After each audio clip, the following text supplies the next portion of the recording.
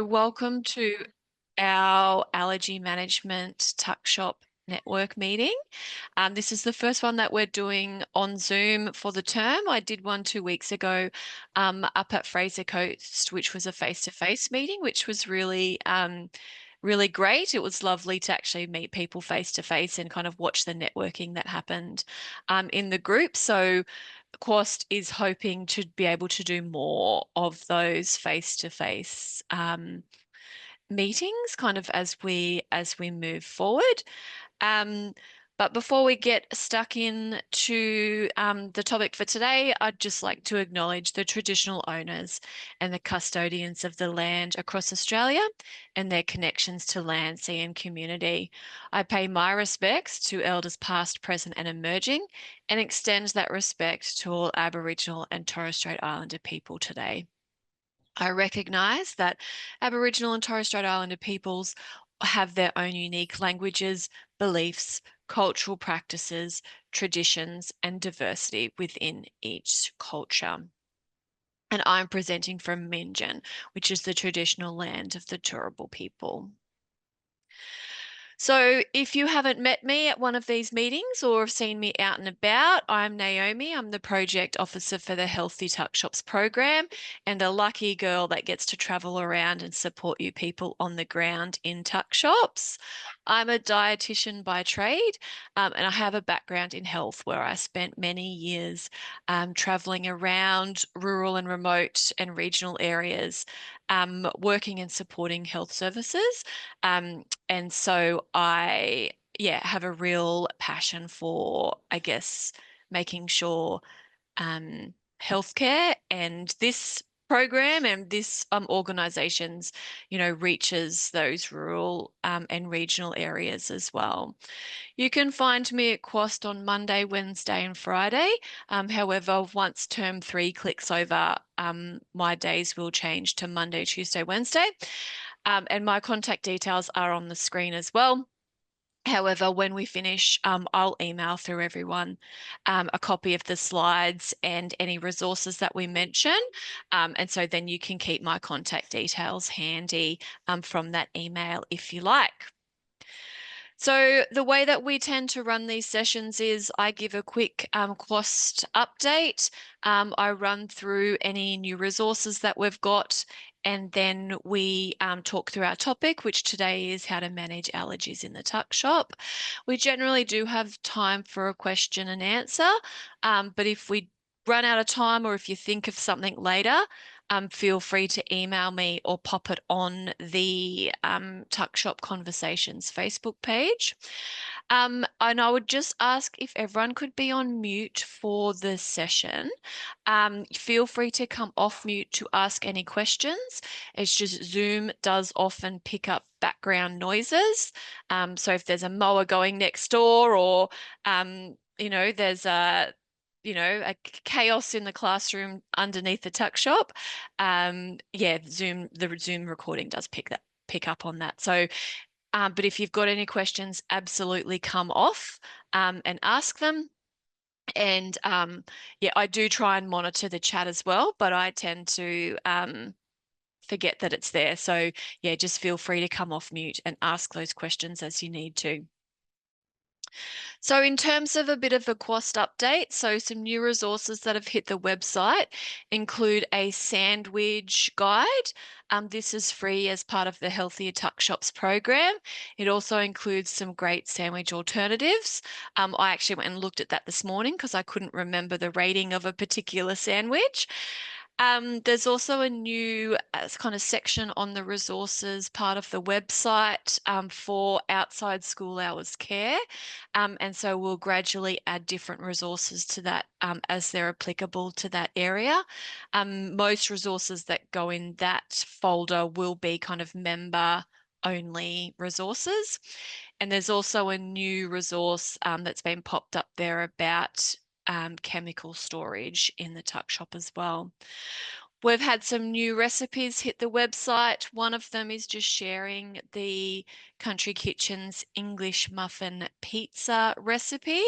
And there was also a Facebook post, a bit of a good news story about that as well, with one of the schools up in Toowoomba. moving to a pizza made on site and the differences that made in their menu and both the volume of pizzas that were ordered and produced. So that was a great kind of good feedback to get. I've also been going through some of the recipe of the year entries from last year and popping some of these up on the website. So there's now a chicken and pasta soup just in time for winter.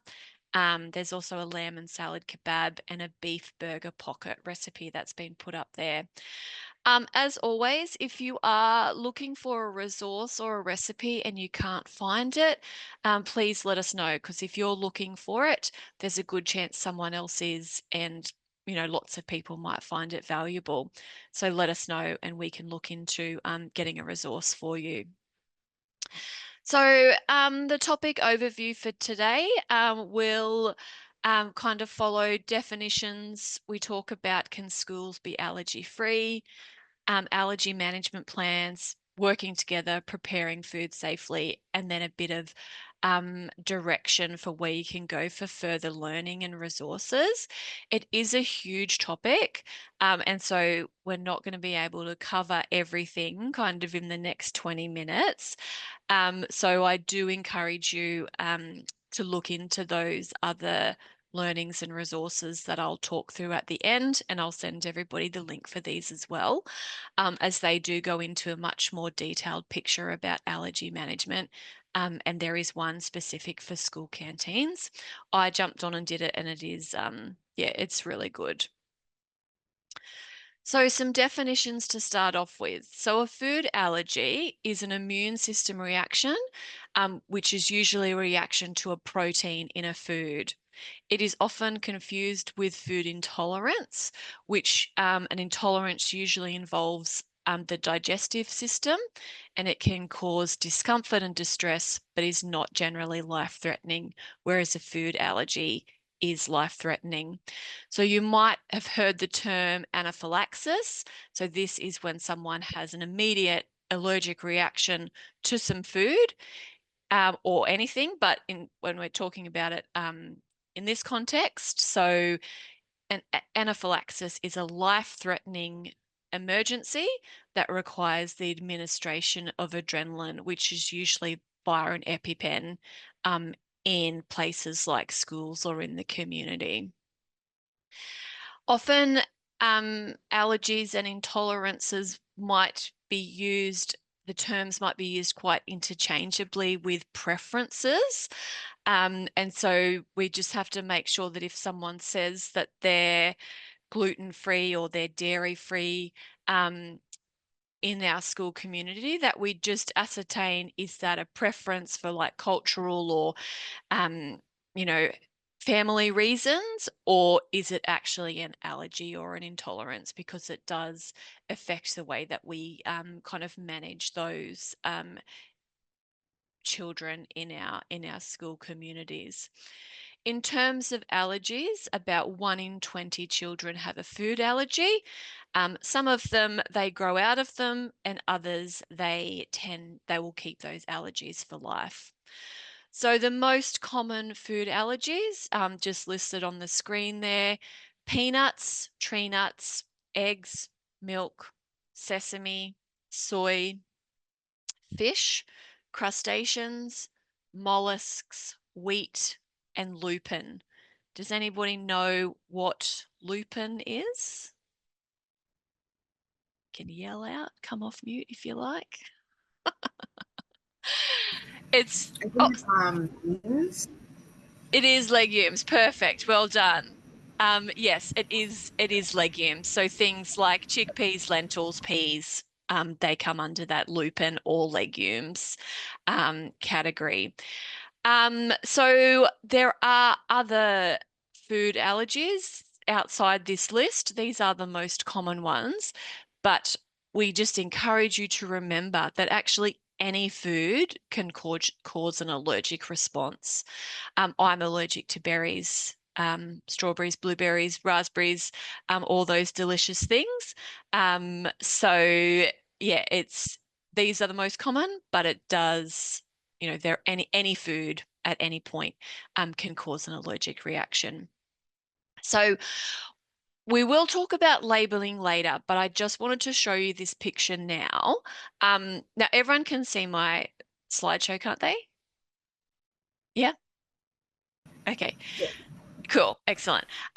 So this is, I just grabbed this straight off the FSANZ website, which is the Food Standards of Australia and New Zealand. And what it is, it's a picture of the new labelling convention. So as of February next year, I think it is, the way that food is labelled in terms of allergies is changing to what they're calling a plain English allergy label system. And so in the past, a food might have just had to have on it may contain nuts or contains nuts.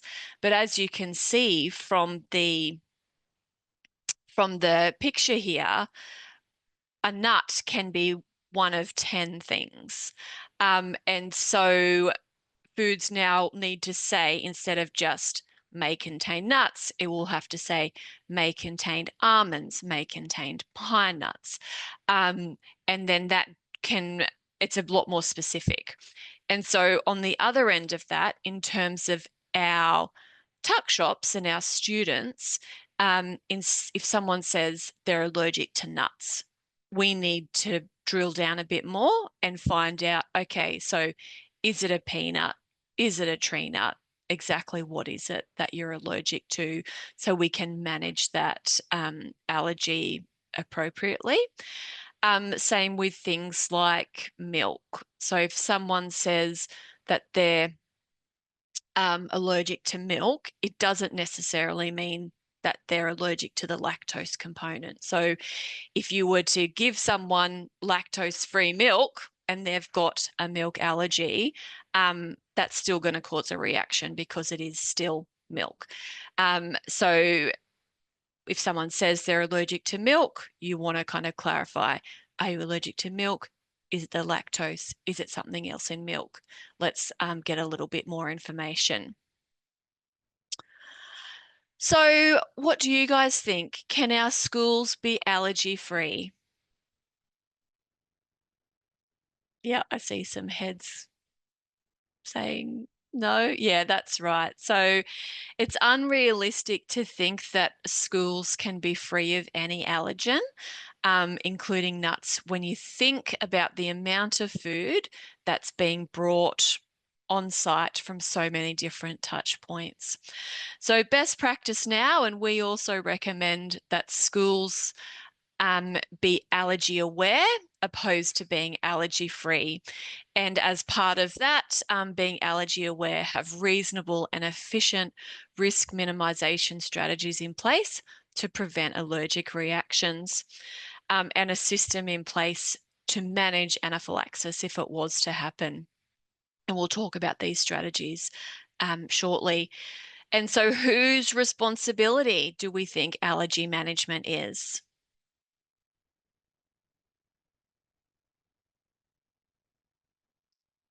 Everyone's? It is. It's everybody's. So students, parents, volunteers, school staff, everybody has a responsibility in helping to prevent those allergic reactions. So the first step in preventing allergic reactions includes developing an allergy management plan. And so this is imperative. So a management plan includes policies and procedures for anaphylaxis management, as well as communication tools. And they set out who or how the school and staff are going to manage allergies, including making sure relief staff, casual staff, volunteers are also aware of the needs of students with allergies. Policies may include where an EpiPen is stored, who could administer it, or it might be that all staff need to be trained in the delivery of these devices. Policies may also include ordering and checking of stock and communicating food that contains common allergens. So on enrolment, the schools are responsible for obtaining up-to-date medical information For example, what we call an ASCII plan, which is a picture of that is on the screen. And then so when they get that allergy information, they need to sit down with the parent and the guardian and develop individual anaphylaxis plans um, to which includes information on food served to the child at school, and also those risk minimization strategies. So we also suggest that copies of these allergy plans are held in the Tuckshop as well. I know that some schools might have it on display. I guess when we do that, we just need to make sure we're considerate of privacy. However, you don't want to have these hidden away where people can't find them. So it's a bit of a um, a fine line between having them where people can see them, but also considering people's privacy as well. Um, and then, as I've kind of alluded to as well, so we kind of all need to work together in managing allergies. So, working with parents, students, and families. So, communication is absolutely key here. So, get teachers and students to work together so they know who has allergies. Even young children can be taught to be allergy aware through no sharing of food, thoroughly washing hands, things like that. Um, so from the Tuckshop point of view, you can discuss with families suitable food options that you currently have available in your Tuckshop. And it's also important to let them know when that food is no longer available, or if an alternative food has been added to the menu that they can that's safe for them to order and eat.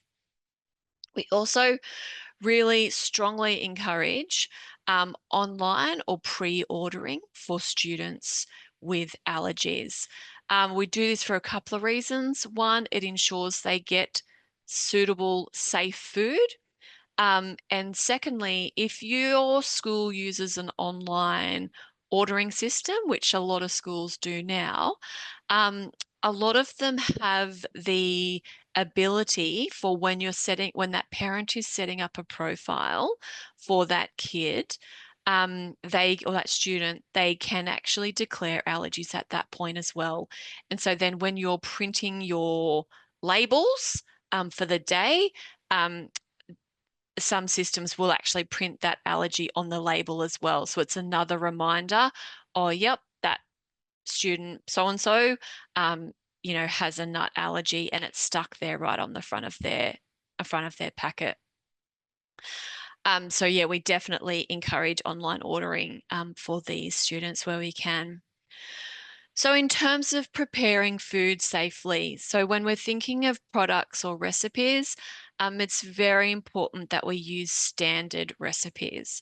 So standardized recipes are recipes that everyone follows exactly, no matter who's cooking, on what day. There's no changes, there's no additions, there's no ingredient substitutions. So it is important, I guess, then for recipe cards and those standard recipes to be available in the tuck shop. So it's not just stored in your head. I know I put this in, I know I'll put that in, but make sure those standard recipes are available and followed every time that food is made. It's also important to know what is in the food that you're ordering and serving. So if you order from a supplier, you can obtain what's called a product information form for everything that you order from that supplier. These forms contain the ingredients in the food, how to store it, how to cook it, the nutritional information, and they also should have on there very clearly displayed what allergens may be in that food. It just saves you a bit of time with looking on the labels or the packaging yourself. If you do choose to buy from supermarkets, again, you just need to do all that work yourself in terms of looking and understanding labels and know about allergies. having to do it yourself and learning to check yourself, it is not a bad thing.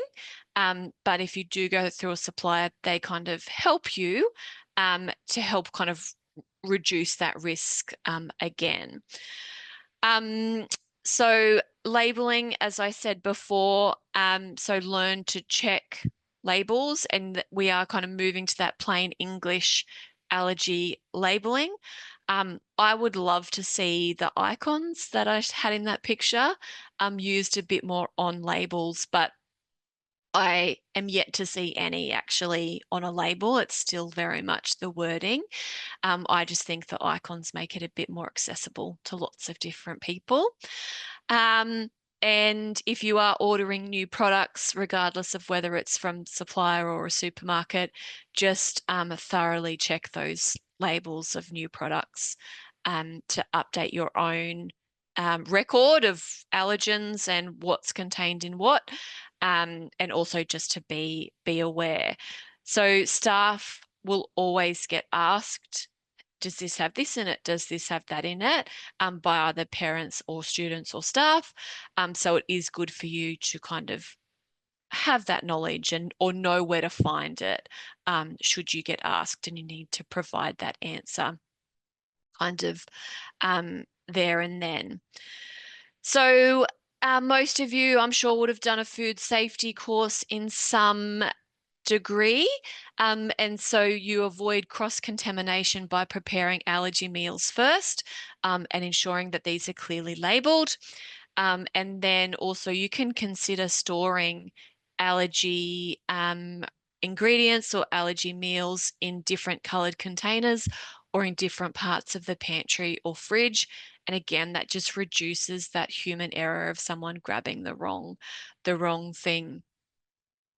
I've popped home bake on here because whenever I'm out and about visiting schools, and if I mention home bake, a lot of tuck shop managers are very hesitant to introduce a home bake system due to allergies. So again, you just pull it back to everybody being allergy aware. So ensuring volunteers, including those involved in that home bake system, have done the free food safety course. And then provide them with those standard recipes. Make sure that the volunteers know that they can't go rogue on a recipe, or if they do have to make some substitutes, make sure that they let you know. So if you were going to do a home bake system, you could just have a little checklist that goes home with every one of those recipes that says, make sure this, let me know if this occurs. I know a lot of tuck shops might get asked to do some catering for staff events or P&C, things like that. So sometimes dietary information might not be collected. And so if you don't have access to dietary information, consider making one dish that kind of meets most allergen requirements. So this, for example, like you can do up a platter that is, fruit, veg, some gluten-free, dairy-free dip, rice crackers, things that's going to meet most dietary or allergen requirements. And if unsure about any food in terms of allergens, don't serve it to that student. If you're not sure, just check it with the supplier or parents so that you're absolutely sure that that food is safe for that student. If there's, if they've ordered something new or there's, something new added to the menu, just, yeah, always double check if you're not sure. So I mentioned before about the training, so I will send everyone the link for this. It's called ASCIA, which I can't remember what it stands for at the moment, but it's like the Australian Allergy, Bureau. It's a great place. They've got lots of free resources on there, including a self-paced course that's called All About Allergens for School Canteens. So that course covers menu design, food preparation, goes into a bit more depth about allergies and some of the things we've talked about today. It is best practice for anyone involved in food prep in your tuck shop to complete this course. As I said, it is self-paced, it's free, and so encourage you and your staff to jump on and do that as well. Um, do we, so I'm just sorry, I'm just reading a question. Um, it's up to you, Suzanne. So Suzanne has just asked, do we just do the general one or the one for school canteens? That's just really up to you. I would probably go for the school canteen one, and then if you feel like you want more information, you can jump on and do the general one.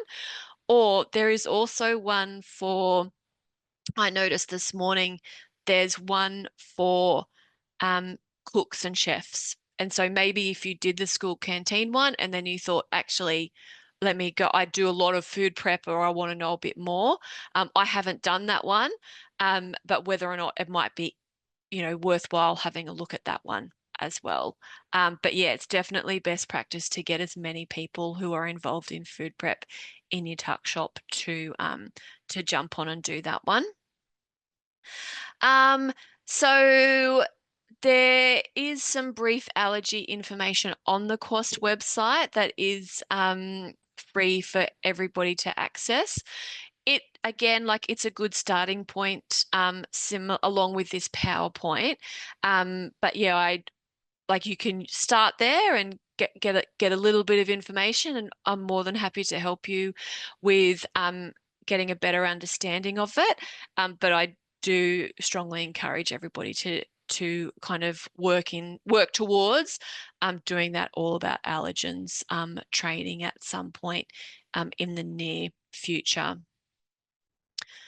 Does anybody have any questions?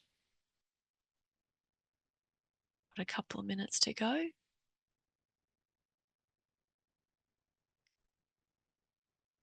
All good? Sorry, I just have Yeah, a quick question. sure. Um, can we sell some gluten-free products like gluten-free sausage rolls and things? Can we claim it gluten-free even though like we try our absolute best to make sure that it's on separate things, but I guess there's no guarantee. Um, so is that something we can claim on our online ordering? Um, so do you buy them in as like, Yes. Yeah, yeah, yeah. so I think if you're buying them in as like that commercial product, like still label it on your menu as gluten free, and then you want to maybe like prepare those first, have them in a certain spot in the hot box just to help reduce that kind of allergy risk. Yeah. Yeah, so but then I guess yeah, if you are making something, you Like a can sandwich or something? like a sandwich or something, like you Yeah. can still say like gluten-free bread, and you do everything you can to reduce that allergy risk. Like you make it first, you have a separate butter or margarine that you Yeah, yeah. use for that. And so you could still label it as gluten-free. But I Okay. guess when you're initially chatting with those parents about that gluten-free allergy, like that they understand the whole tuck shop is not gluten-free when we're making things. So It's there not, may be a slight risk sort of there thing. Yeah. may be a slight risk, but I think we do so much to reduce it. But Yeah. again, like we can't 100% like if you're making normal sandwiches, Yeah. um, yeah, we can't 100% guarantee that there's not going to be cross-contamination there, Yeah, yeah, but we exactly. do everything that we can in terms of boards and knives and butter and Yeah. everything we can to make that food as safe as we possibly can. Okay.